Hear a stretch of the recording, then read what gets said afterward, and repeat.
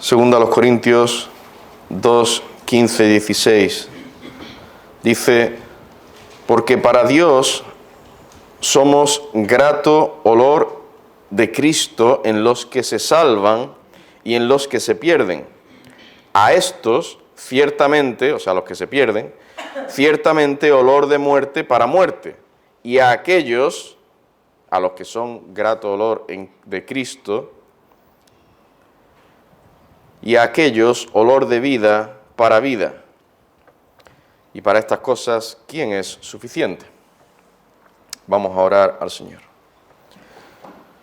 Padre nuestro, te necesitamos. Venimos delante de ti de nuevo, reconociendo nuestra debilidad, nuestra necesidad de ti.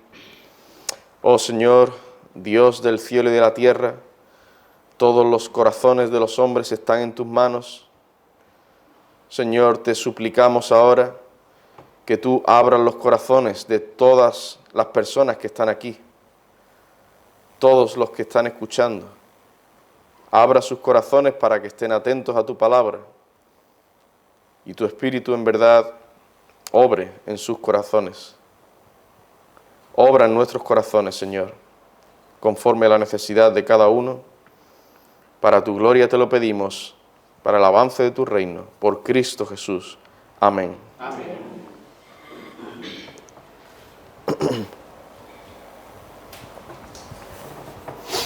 Al contemplar los efectos que produce el sol sobre diferentes sustancias, nos damos cuenta de algo muy curioso.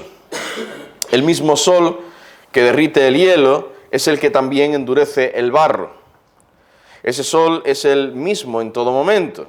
La luz y el calor que emite es el mismo. Y además son algo bueno y necesario. La luz solar, el calor es algo bueno y lo necesitamos. Sin embargo, dependiendo de la materia prima que reciba esa luz y calor, el efecto sobre ella es distinto. Bueno, algo así ocurre con la predicación del Evangelio. Aunque es luz para el mundo, aunque es algo muy bueno, aunque en sí es la mayor y más bendita revelación que se haya dado al hombre, sin embargo, es una realidad el hecho de que el Evangelio afecta de distintas maneras a aquellos que se exponen a él. Afecta de forma distinta. Para algunos es olor de muerte para muerte, mientras que para otros es olor de vida para vida. Olor de muerte para aquel o aquellos que lo desprecian. Y olor de vida para aquellos que lo reciben con fe y un corazón humilde. Pues bien, en este sermón de esta tarde hablaré acerca de los dos efectos del Evangelio. Dos efectos que tiene el mensaje del Evangelio, cuando se predica el mensaje del Evangelio. En primer lugar, veremos cómo es que el Evangelio es para algunos olor de muerte para muerte. Esto no se predica en muchas iglesias, hermanos. Evangelio, olor de muerte para muerte. Uy, qué feo suena eso. Eso va a ahuyentar a las personas. Pues, ¿quién va a venir aquí? Y va a querer escuchar el mensaje del Evangelio.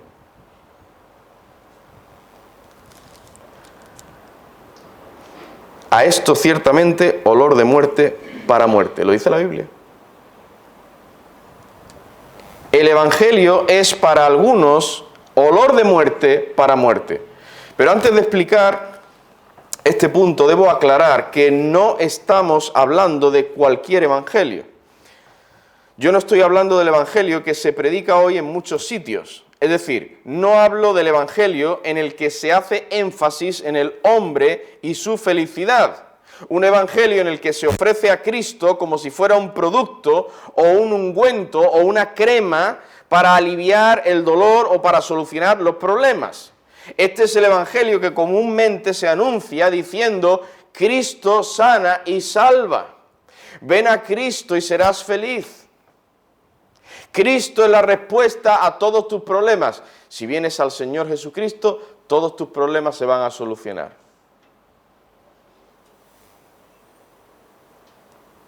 no es de este evangelio que estaré hablando, porque este no es el evangelio bíblico. Del evangelio que voy a hablar es de aquel cuya figura central es Cristo y su obra. Aquel evangelio bíblico que pone al hombre en su lugar como pecador y exalta al Salvador, que presenta a Cristo como el Salvador todopoderoso, suficiente para salvar a todo aquel que viene humillado ante Él. Voy a hablar del evangelio bíblico en el que al hombre se le ordena abandonar su propia justicia, poner su confianza en Cristo y arrepentirse de sus pecados. Este es el evangelio que muchos desprecian y por eso para ellos se convierte en olor de muerte para muerte. Ahora, ¿cómo ocurre esto? ¿En qué sentido el verdadero evangelio de Cristo, que es algo tan maravilloso, tan bueno, en qué sentido es para algunos olor de muerte para muerte? El primer sentido es el siguiente. Muchos hombres, o muchas personas, hombres y mujeres, me refiero, muchas personas se endurecen más en sus pecados al oír el evangelio. Pero ¿cómo es esto posible? Se endurecen más en sus pecados. Se reafirman en sus pecados. No, pues yo voy a seguir ahí. Yo voy a seguir mi vida como estoy viviendo, después de haber escuchado el evangelio. Esta es una triste realidad, por más extraña que suene. Hay personas que asisten a la iglesia, oyen el evangelio, pero a la vez son personas que pecan con deleite. Les gustan sus pecados, su forma de vivir, que no agrada al Señor, que es pecaminosa. Da igual, a mí me gusta. Es mi estilo de vida. Sus conciencias están tranquilas. Algunos se endurecen más tomando como ocasión las doctrinas de la gracia, por ejemplo. Aquellos para los cuales el evangelio es olor de muerte para muerte, toman una doctrina, como la doctrina de la elección, y la tornan, la viran para su propia condenación. Los tales se dicen, a sí mismos se dicen, soy uno de los elegidos. Yo escuché acerca de la elección, predicando, pues yo creo que soy uno de los elegidos. Porque yo he creído en el Señor. Yo voy a la iglesia. Piensan que como van a la iglesia ya son creyentes. Se engañan a sí mismos. O sea, el ir a la iglesia no salva a nadie, ¿eh? El mero hecho de ir a la iglesia no salva a nadie. Quien salva es Cristo. Pero estas personas se dicen, bueno, pues yo soy uno de los elegidos. Por eso puedo blasfemar, si en algún momento, no te lo dicen así explícitamente, ¿no? Puedo hablar mal de Dios en algún momento. Soy uno de los que fueron elegidos por Dios desde antes de la fundación del mundo. Y por eso puedo vivir como me dé la gana, porque soy elegido y soy salvo. Otros dicen que como ellos no son elegidos, como ellos no van a ser salvos, pues no les importa desobedecer a Dios, porque al fin y al cabo, ¿para qué? Si Cristo no murió por mí. Yo creo que Cristo no murió por mí. No soy elegido. Como dice el refrán, ¿no? De perdidos al río. Esto se escucha en el Evangelio y lejos de aceptarlo para la salvación de sus almas, más bien cogen ciertas partes del mismo, del Evangelio, lo sacan de su contexto y lamentablemente lo usan para su propia destrucción. Tales personas incluso citan la palabra de Dios. Al oírles hablar, uno se da cuenta de que tienen cierto conocimiento de la Biblia. Bien que la hayan leído, bien que hayan escuchado en algún sermón. Normalmente suelen hablar bien de Dios, decir cosas buenas. Son los que dicen, sí, Dios es bueno. Dios es bueno. Ay, pero yo me pregunto, yo he escuchado que Dios es un Dios de amor y que Dios es bueno, sí. Pero yo me pregunto, ¿Por qué Él permite todas las catástrofes? ¿Por qué Dios permite las guerras? Esta es la típica pregunta, ¿no? De impíos y de algunos que dicen ser creyentes, ¿eh? Para mí es un problema. ¿Cómo que Dios permite todas esas cosas? ¿Cómo que Dios permite todas esas cosas tan malas? Y ya cuando uno le habla de la predeterminación, la preordenación de Dios, que Dios ha determinado que suceda todo eso, ¡ay! Que Dios ha determinado que suceda, pero si eso son cosas muy malas.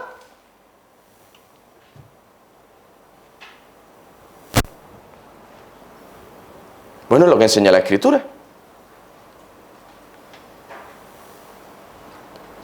Otros dicen, bueno, yo escuché hablar de la elección, pero ¿por qué Dios elige a unos y a otros no?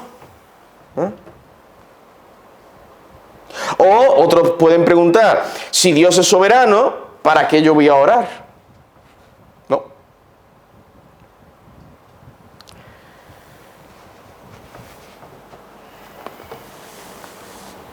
Otros dicen también, o pueden pensar, el Evangelio, pueden pensar del Evangelio, que, bueno, si Cristo murió por pecadores, yo soy un pecador, usan la lógica aristotélica, ¿no? Si Cristo murió por pecadores, yo soy un pecador, por lo tanto Cristo murió por mí, y ya el resto, yo puedo hacer lo que me dé la gana. Cristo murió por mí. Así piensan muchas personas. Yo escuché el Evangelio, que Cristo murió por pecadores. Cristo ha muerto por mí. Bueno, pues ya está. Yo soy salvo, ya voy al cielo. Ya da igual lo que yo haga. Lo que yo piense o lo que yo diga. Da igual lo que me digan de las Escrituras o de los mandamientos de Dios o de la ley de Dios. Eso es algo muy pesado, lo de la ley de Dios. Cristo me ha salvado, punto. Y ahora yo ya hago lo que yo quiera. Estas personas oyen la verdad, pero la pervierten. Toman aquello que Dios le ha dado para su bien y lo utilizan para suicidarse. Muchos hoy en día pecan arrogantemente por el mero hecho de que han oído lo que ellos creen que excusa sus vicios, según las interpretaciones que ellos hacen del Evangelio. Escuchan el Evangelio, lo pervierten, lo tergiversan en sus mentes y lo utilizan para pecar más y más. Hermanos, qué triste. Y han escuchado el Evangelio, ¿eh? Y después de escucharlo, pecan, siguen pecando, siguen en sus pecados. Siguen pecando incluso más. El fuego es uno de los elementos más útiles, pero si se utiliza indebidamente puede causar la mayor de las catástrofes. Así el Evangelio es algo bueno, muy bueno. Una de las mayores bendiciones para la humanidad caída, si no la mayor. Pero el hombre puede pervertirlo y convertirlo en una excusa para su propia destrucción. Este es un sentido en el que el Evangelio es olor de muerte para muerte. Pero en segundo lugar, el Evangelio de Jesucristo es para algunos olor de muerte para muerte porque dicho Evangelio aumentará la condenación de esos hombres en el día del juicio final. ¿Qué significa esto? Aumentará la condenación de esos hombres en el día del juicio final. Esta es ciertamente una realidad aterradora.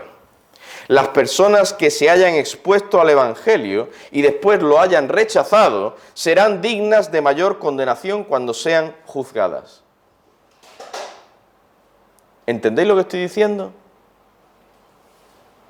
¿Lo entienden los niños? ¿Las personas mayores lo entienden?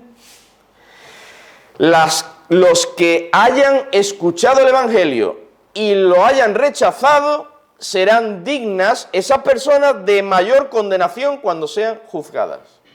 No de menos, sino de más. Yo escuché el Evangelio. Si tú lo escuchaste y lo rechazaste y no seguiste el Evangelio, no obedeciste al Señor. esas personas serán dignas de mayor condenación. La palabra de Dios nos enseña que todos seremos juzgados por nuestras obras, pero no es menos cierto decir que también seremos juzgados según la luz que hayamos recibido del Evangelio y la manera en que hayamos respondido a esa luz. El conocimiento del Evangelio hará que para muchos el infierno sea mucho más doloroso, porque conocían el Evangelio, pero lo rechazaron.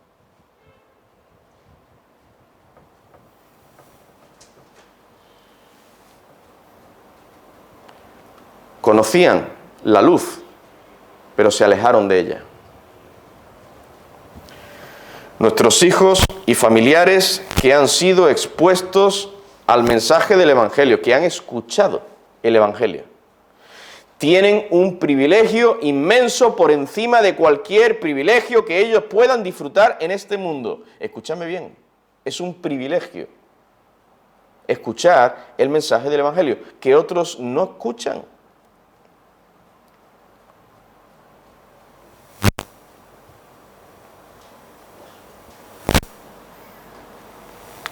Nuestros hijos, nuestros familiares incrédulos que han escuchado el Evangelio, conocen, en sus mentes, conocen mucho más acerca del amor de Dios que otras personas. Conocen más acerca de lo que Dios hizo al enviar a su Hijo a morir por pecadores.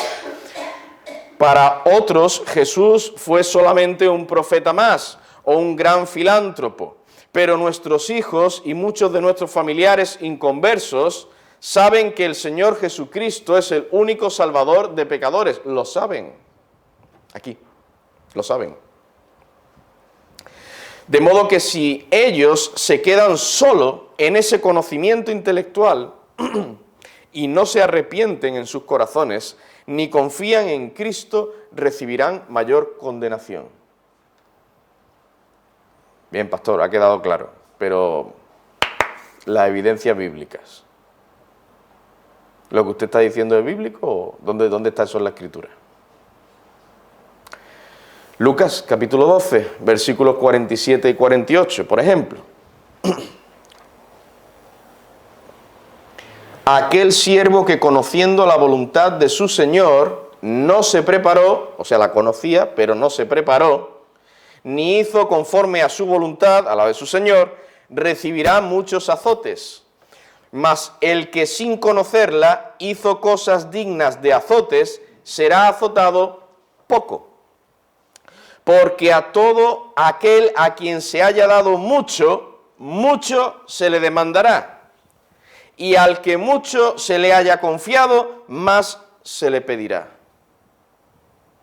El rechazo del Evangelio aumentará la condenación de aquellos que han escuchado ese Evangelio, pero lo han rechazado.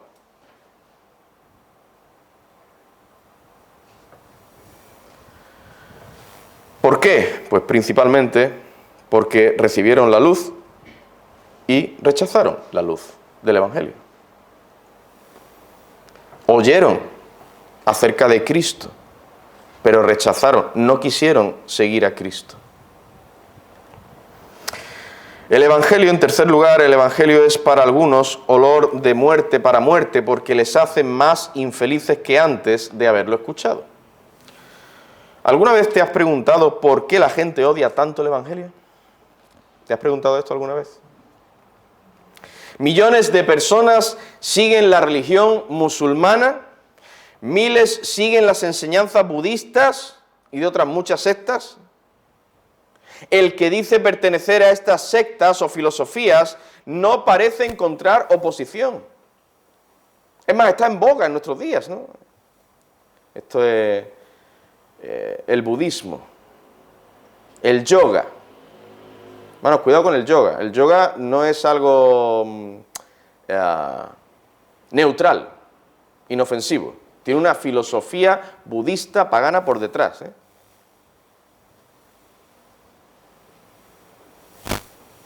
Los musulmanes, bueno, los musulmanes, en fin, son, como he escuchado en algún sitio en la radio,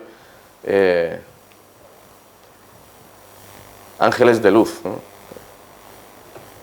La religión de la paz, el Islam, la religión de la paz. No veas, menos mal que es de la paz. No encuentran oposición. Las personas tienden a respetarles. Ahora, cuando se habla del evangelio, del cristianismo bíblico, o sea, del verdadero evangelio, la cosa cambia. Y uno se pregunta, ¿por qué? ¿Por qué la gente odia tanto el evangelio? El evangelio bíblico, ¿no? Porque hoy en día, ya digo, se predica mucho evangelio que es muy atractivo, ¿no? Y gusta. Pero no es el evangelio que se revela en las Escrituras. ¿Por qué la gente odia tanto el verdadero evangelio? ¿Qué hay de malo en que se le diga a una persona cómo puede ser salva de la eterna condenación? ¿Qué mal le hace a las personas decirle que solo hay un camino al cielo y que ese camino es Cristo? ¿Quién ha sufrido algún daño al escuchar estas verdades? Sin embargo, las personas siguen rechazando el evangelio. Deliberadamente escogen no exponerse a su mensaje de salvación, o se exponen pero no le hacen caso. ¿Por qué, entonces? La respuesta es muy sencilla. Porque aman sus pecados.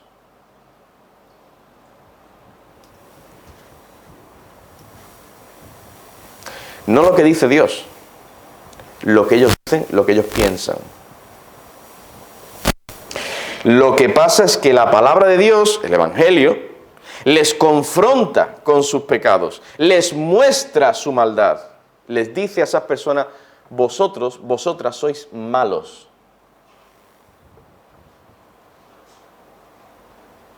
Les presenta las consecuencias de sus pecados, les dice cómo son en realidad, y claro, todo eso molesta, no gusta. Que a mí me digan que soy malo, pecador, perverso, oye, no te pases. Esto incomoda.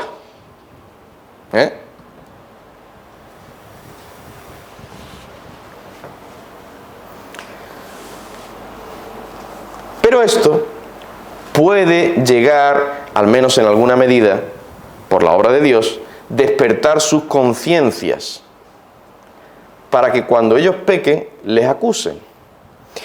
Y no estoy diciendo que por eso ya sean salvos, más bien esta molestia que surge en sus mentes, en sus conciencias, esa intranquilidad, lo que hace es que les enfada, les lleva al enfado, y no quieren saber más del Evangelio.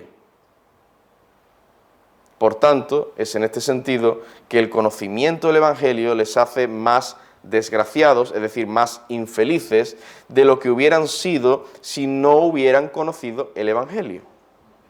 Por ejemplo, al que le gusta emborracharse, después de conocer, porque alguien se lo haya dicho, porque lo haya escuchado, después de conocer que los borrachos no entrarán en el reino de los cielos, ya no puede tomarse sus copas con la misma tranquilidad y despreocupación que antes.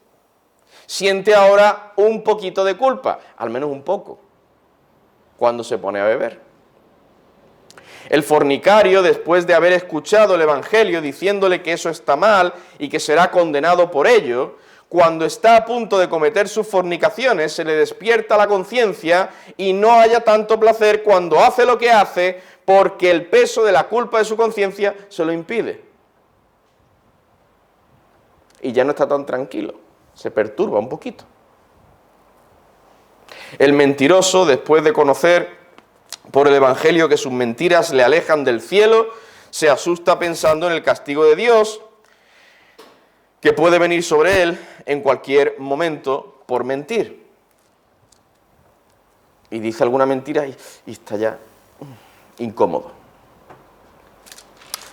Bueno, todas estas personas y cualquier pecador que haya oído el Evangelio y que permanezca con un corazón endurecido, desearía no haberlo escuchado nunca, porque ya no puede disfrutar de su pecado, ya no puede estar tan tranquilo como solía estarlo antes.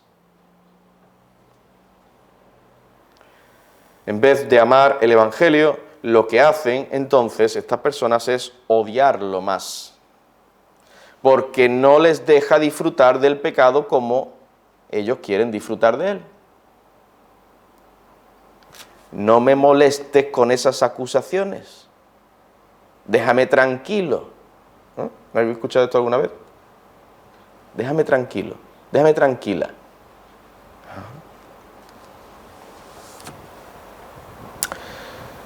Bien, ya hemos visto cómo el Evangelio es para algunos olor de muerte para muerte. Pasemos ahora a ver, en segundo lugar, el otro efecto del Evangelio. El Evangelio de Cristo no es solo para muchos olor de muerte para muerte, sino que para otros, por la gracia de Dios, es olor de vida para vida. Muchos de los que estamos reunidos aquí en este lugar podemos dar testimonio de cómo el Evangelio fue y es para nosotros olor de vida para vida, y de cómo antes era todo lo contrario. Mi querido hermano, ¿recuerdas cuando el Evangelio era para ti olor de muerte para muerte? No valían los sermones, no valían las exhortaciones de nuestros familiares creyentes, seguíamos empeñados en permanecer en nuestros pecados. ¿Quién nos podía alejar del pecado? ¿Quién nos podía llevar a ver la hermosura de Cristo? La hermosura de Cristo, ¡buah! Pero qué hermosura, un hombre ahí que hace 2000 años que lo crucificaron y sangrando ahí, que encima era pobre.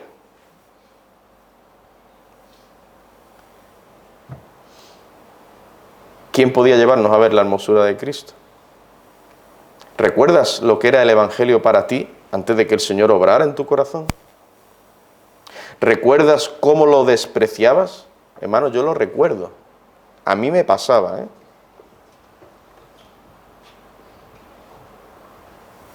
Yo escuchaba cuando mi abuela, mis tías, me hablaban del Evangelio. Mis tíos también. Pero ellos y ellas no sabían lo que pasaba por mi mente después.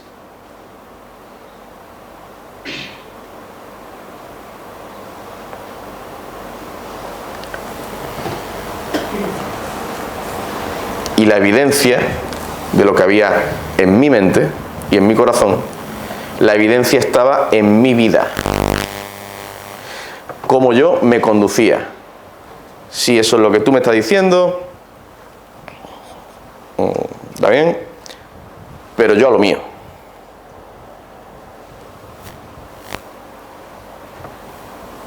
Y el Evangelio, en aquel momento, era para mí olor de muerte para muerte. Ahora, hermano, ¿recuerdas aquel día en el que fuiste a Cristo con un corazón quebrantado, le confesaste tus pecados y le pediste que te salvara? ¿Recuerdas aquel bendito día? Desde entonces experimentaste lo que dice la Escritura. El que está en Cristo, nueva criatura es. Es una nueva criatura, no es una criatura que meramente va a la iglesia. No es una criatura que simplemente lee la Biblia o escucha sermones. No, es una nueva criatura. El que está en Cristo, nueva criatura es. Y esto significa que las cosas viejas pasaron y he aquí todas son hechas nuevas. Cuando alguien dice que ha creído en Cristo y está viviendo exactamente igual que como vivía antes,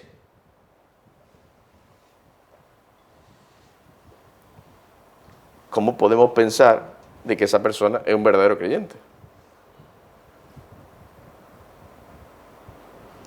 El que está en Cristo, nueva criatura es. Las cosas viejas pasaron y he aquí todas son hechas nuevas. Su mente, sus palabras, sus deseos, sus inclinaciones, sus pensamientos, sus hechos, sus motivaciones, dónde él va, qué dice, qué hace, con quién habla, a qué se expone, todo eso cambia. Tiene que cambiar, si no, no hay verdadera conversión. No se es cristiano, aunque tú digas que eres cristiano, pero no lo eres, si no hay un cambio. Porque todas son hechas nuevas.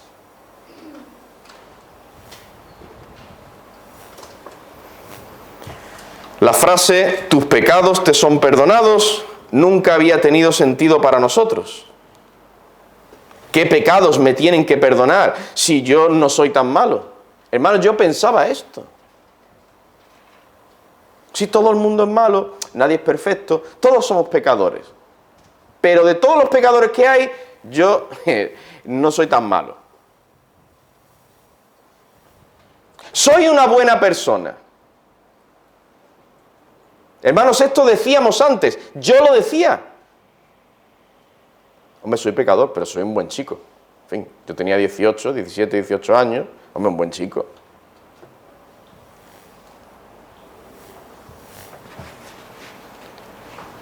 Pero cuando la gracia divina nos alcanzó y creímos en el Señor Jesucristo, vimos nuestros pecados.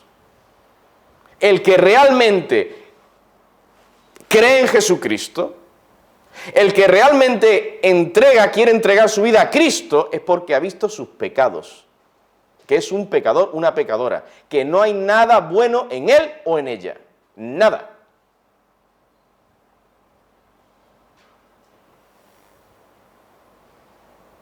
Que merece la condenación eterna. Hasta que una persona no llegue a ese punto, no va a ser salva. Eso es lo primero. Porque si tú no llegas a pensar que mereces la condenación eterna, ¿para qué vas a ir a un Salvador? O sea, Salvador, o sea que me salva. ¿Pero me salva de qué? Si yo no merezco el infierno. ¿No? Si no soy tan malo.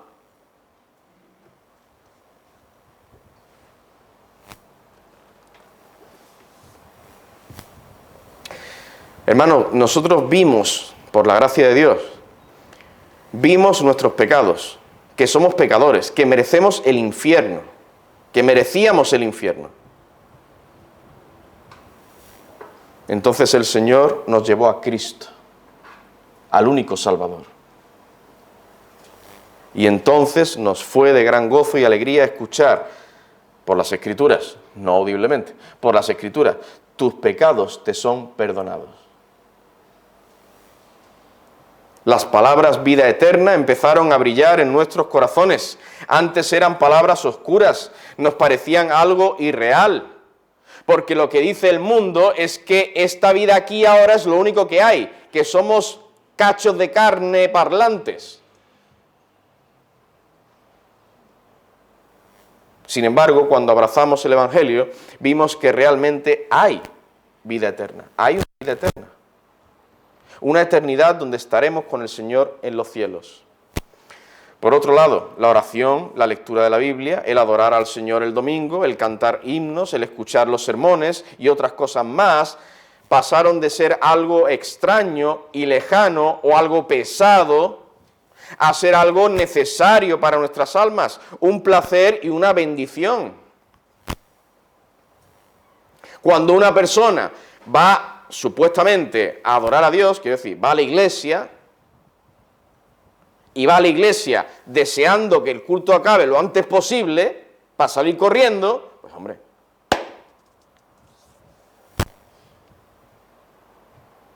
esa persona tendrá motivos para dudar que realmente es un verdadero creyente.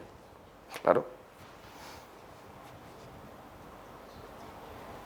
La adoración a Dios es una parte muy, muy importante en la vida del creyente. No es algo secundario. Hay algunos hoy en día que están enseñando estas cosas, ¿eh? Y de ahí el problema que hay en la adoración en la iglesia. Donde se enseña que la adoración a Dios en la iglesia es algo secundario. Secundario. Si tú dices que has creído en Cristo, ya está. Pero adorar a Dios es algo secundario. Entonces podemos adorar a Dios como a nosotros bien nos parezca, siempre y cuando sea sincero, ¿no? Y de ahí que venga saltos, brincos, bailes, tambores, luces, espectáculos, y ahí ¡guau! Y aquello parece una fiesta, ¿no?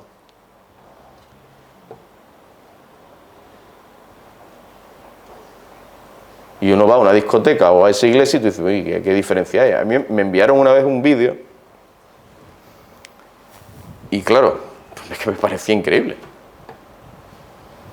Y era un vídeo donde aparecían dos imágenes, o sea, el vídeo, digamos, estaba partido, ¿no?, por la mitad, aparecían dos, no imágenes, sino dos vídeos, ¿no?, al mismo tiempo. En ese vídeo aparecían dos vídeos pegados, ¿no? Y se veía lo que estaban haciendo en esos vídeos. Luces, música, humo, ¿no?, espectáculo, tal, la gente moviéndose. Y en uno ponía un título: esto es una iglesia, supuestamente, y esto es una discoteca. Entonces, bueno, pues si le das la vuelta, pues es que es lo mismo.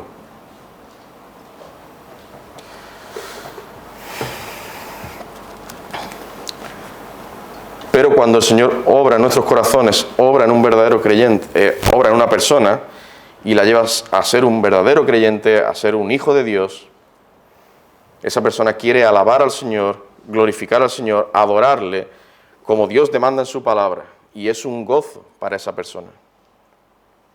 Lo ve como algo necesario para nosotros, para nuestras almas. Todo esto sucedió, hermanos, cuando el Evangelio fue para nosotros, llegó a ser para nosotros, olor de vida para vida. Así pues, si alguna vez el Evangelio de Dios ha sido para ti olor de vida, siempre lo será, porque no dice que sea olor de vida para muerte, dice olor de vida para vida. Por eso no podemos estar de acuerdo con aquellos que afirman que un hombre o una persona puede recibir vida espiritual y al poco tiempo perderla. No, esto no es bíblico. Si Cristo murió, dio su sangre por una persona, ¿es posible que al final de cuentas tal persona llegue a pasar una eternidad en el infierno? Oh, pastor, pues claro que no. Oh, claro que no, algunos no lo tienen tan claro, ¿eh?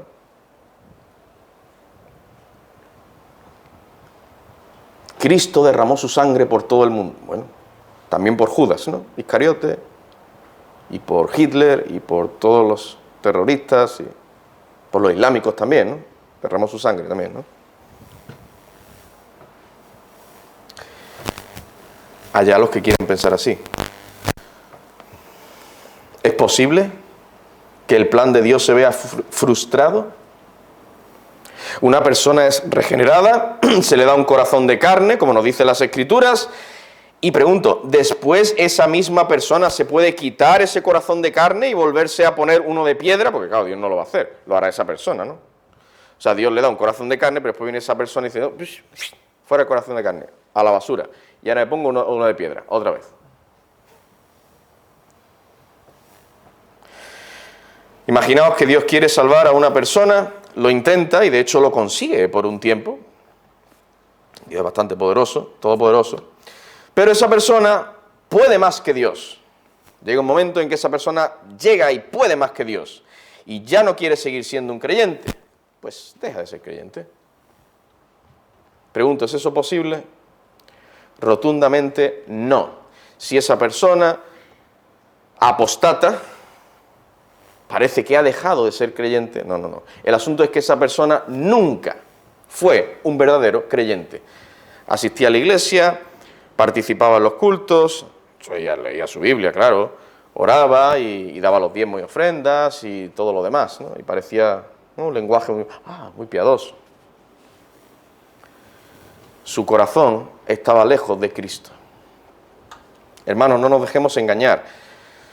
No nos dejemos engañar. Dice en Filipenses 1:6, estando persuadido de esto, que el que comenzó en vosotros la buena obra, la perfeccionará. No dice, es muy probable que la perfeccione, hay muchas probabilidades de que la perfeccione. No, no, no, dice, la perfeccionará hasta el día de Jesucristo. Y el mismo Señor Jesús dijo en Juan 10:28, yo les doy vida eterna y no perecerán jamás, ni nadie las arrebatará de mi mano. Pero qué clara es la Escritura. Yo les doy vida eterna. Mis ovejas oyen mi voz y me siguen, y yo les doy vida eterna, y no perecerán jamás, ni nadie las arrebatará de mi mano. Nadie. Ni siquiera esas ovejas se van a arrebatar a sí mismas. ¡Wow! Ahora me voy al mundo. No. Si son verdaderos creyentes, claro. Si son verdaderas ovejas de Cristo. Queridos hermanos, la doctrina de la perseverancia de los santos es importantísima, porque si uno de los hijos de Dios llegara a perecer, a perderse, o si yo supiese que esto pudiera suceder, sacaría la conclusión inmediata de que yo no podría estar seguro de mi salvación. Puede que yo no fuera un verdadero creyente, ¿no? Podríais pensar lo mismo. Si nos enteramos que un creyente, un verdadero, se ha perdido en el infierno. Pues, a ver qué va a ser de mí. O de otro hermano.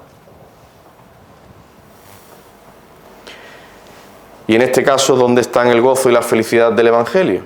¿Cómo podría decirle a otras personas que yo voy a ir al cielo, si no es seguro de que vaya? Es más, ¿cómo podría decirle yo a esas personas que si creen en el Señor Jesucristo irán al cielo, si no hay seguridad de salvación? Tú crees en Jesucristo, pero mira, no sé, ya verás, a ver si puede que vaya al cielo, puede que no, todo depende de ti, ¿entiendes? Esto no es lo que enseña la Escritura. ¿Y para qué predicaríamos el Evangelio, no? No, hermanos, aquellos a quienes Dios ama, los ama hasta el fin. Aquellos a quienes el Señor salva, los salva para toda la eternidad. El Evangelio es olor de vida para vida, y no solamente para vida en este mundo, en este tiempo presente, sino también para vida eterna. Bien, ya para concluir voy a traer algunas aplicaciones prácticas. Primera aplicación. El pastor o predicador no es responsable de los efectos que produzca el Evangelio. Es responsable de lo que predica y de su vida y acciones, pero no es responsable de los demás. Si el predicador proclama fielmente el mensaje del Evangelio y ve que no se salva ningún alma, el Rey del universo le seguirá diciendo: bien, buen siervo y fiel. Si el ministro no deja de predicar el mensaje de salvación, o sea, sigue predicando, y ninguno lo quiere escuchar, Dios le dirá: has peleado la buena batalla, recibe tu corona. En 2 Corintios 2:15 leímos: porque para Dios somos grato olor de Cristo en los que se salvan y en los que se pierden. Hermanos, si hemos predicado el Evangelio a otras personas, a nuestros hijos, a nuestros familiares incrédulos, a nuestros vecinos, a cualquiera, y ellos rechazan el Evangelio, mueren en sus pecados, van al infierno, nosotros no somos responsables de tal cosa. Esto se verá más claro si os digo cómo se le llama, cómo se le suele llamar al ministro del Evangelio en la Biblia. A veces es llamado embajador. Ahora bien, ¿de qué es responsable un embajador? Es enviado a otro país para exponer, por ejemplo, las condiciones de paz. Hace uso de todos sus talentos para servir a su Señor. Intenta demostrar que la guerra es contraria a los intereses de ambos países, se esfuerza por conseguir la paz, pero el otro rey o el otro gobernador le rechaza, no le hace caso. Cuando ese embajador vuelve a su país, su señor le pregunta: ¿por qué no conseguiste la paz? El embajador contesta: le expuse las condiciones y no quisieron oírlas. ¿Qué le dirá su señor? Bueno, bien, has cumplido con tu deber, no voy a culparte si continúa la guerra. No tiene la culpa el embajador. El embajador hizo lo que tenía que hacer. En otras partes de la Escritura se dice que el ministro del Evangelio es como un pescador. Y como es natural, un pescador no es responsable de la cantidad de peces que coge, sino de la forma en que pesca. Pero si en un momento dado coge más o menos peces, pues él no tiene culpa. Algunas veces el ministro o el predicador es comparado con un sembrador, y nadie hace responsable de la cosecha al sembrador. Toda su responsabilidad consiste en si hizo la siembra y si sembró la semilla adecuada. Sembraste la semilla adecuada, lo hiciste de forma adecuada. Si sale más o menos cosecha, no es culpa del sembrador. Él cumplió con su deber, esparció las semillas y ahí las dejó. El sembrador. El ministro entonces no es responsable de los efectos que produzca el Evangelio. Segunda aplicación. Cada persona es responsable por su rebeldía y pecado. Cada uno de los que estamos aquí, cada uno de los que me están escuchando, es responsable por su rebeldía y su pecado.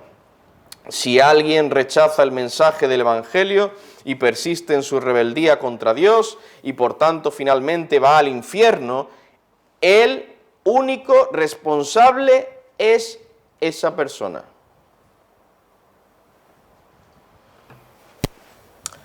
Bueno, pero ¿y si hay otros que le han hecho mal o le han hecho tropezar? El único responsable de que esa persona haya rechazado el mensaje del Evangelio y vaya al infierno, el único responsable es esa persona.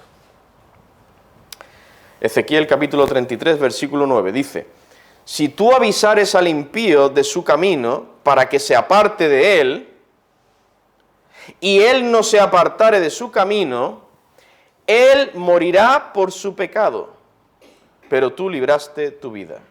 Él morirá por su pecado. Cada persona es responsable por su rebeldía y su pecado. Tercera aplicación. Hermanos, no cesemos de proclamar el Evangelio.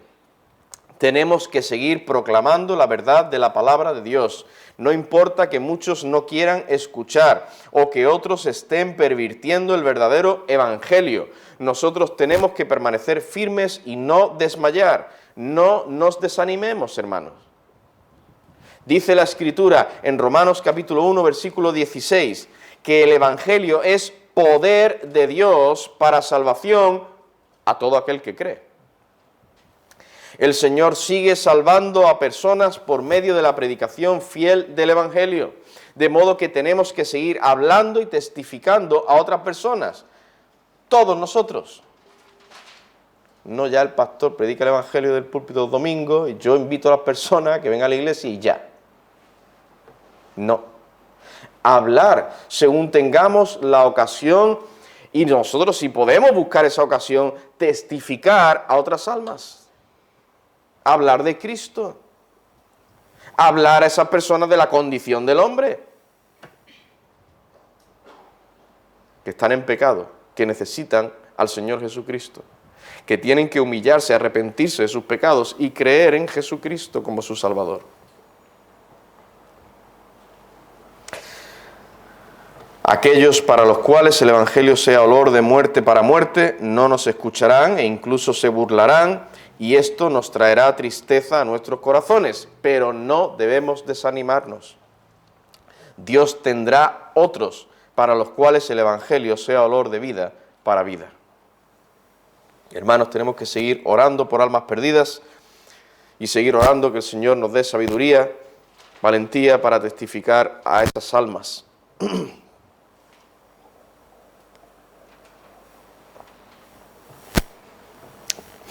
Cuarta y última aplicación. Examinémonos para ver qué efecto está produciendo el Evangelio en nuestros corazones. ¿Qué efecto está produciendo en ti el Evangelio? El Evangelio es muy bonito. Es precioso. No, yo no te estoy preguntando que esto. No te estoy preguntando que me digas esto. No, que tú te examines a ti mismo delante de Dios para ver qué efecto está produciendo el Evangelio en tu corazón. Debemos comprobar si el Evangelio está haciendo en nosotros olor de vida para vida o por el contrario, olor de muerte para muerte. ¿Cuál es tu actitud frente al Evangelio? ¿Hay rechazo? ¿Rebeldía?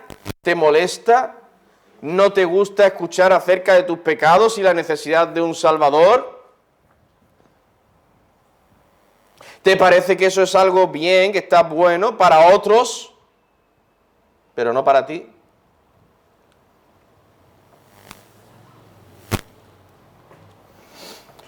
Si tu respuesta es afirmativa a estas preguntas, déjame decirte que la muerte está a las puertas.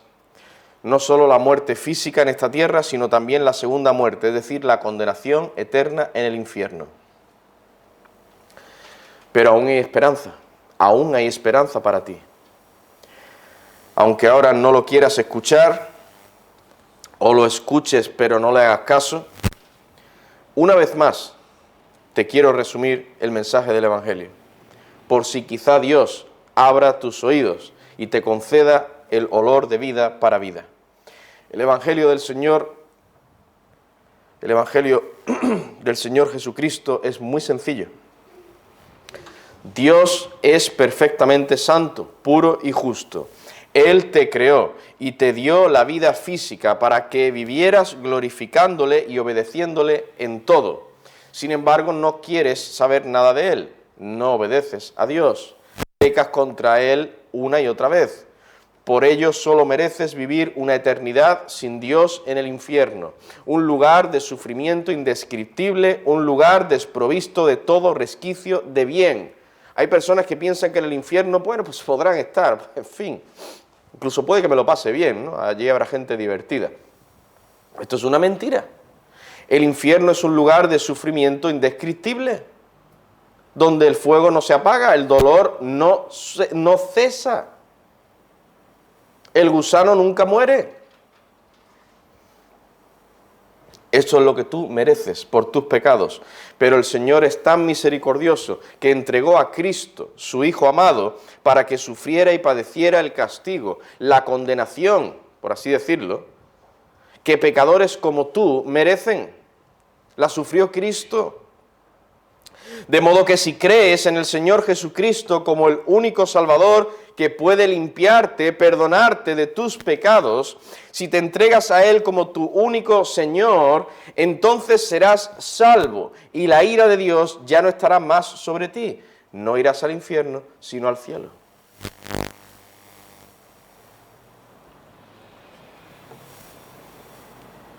Recuerda el Evangelio, obedece al Evangelio de Cristo. Cree en el Señor Jesucristo y serás salvo, pero de todo corazón. Y entrega tu vida a Cristo. Arrepiéntete de todos tus pecados.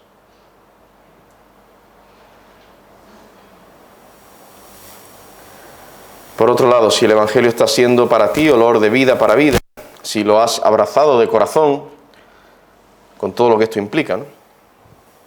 Te animo a que sigas adelante, sirviendo al Señor con humildad y amor, sirviendo a Cristo.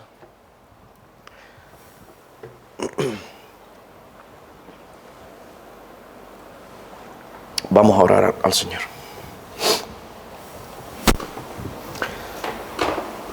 Oh Padre nuestro, te damos gracias por tu palabra que nos has traído.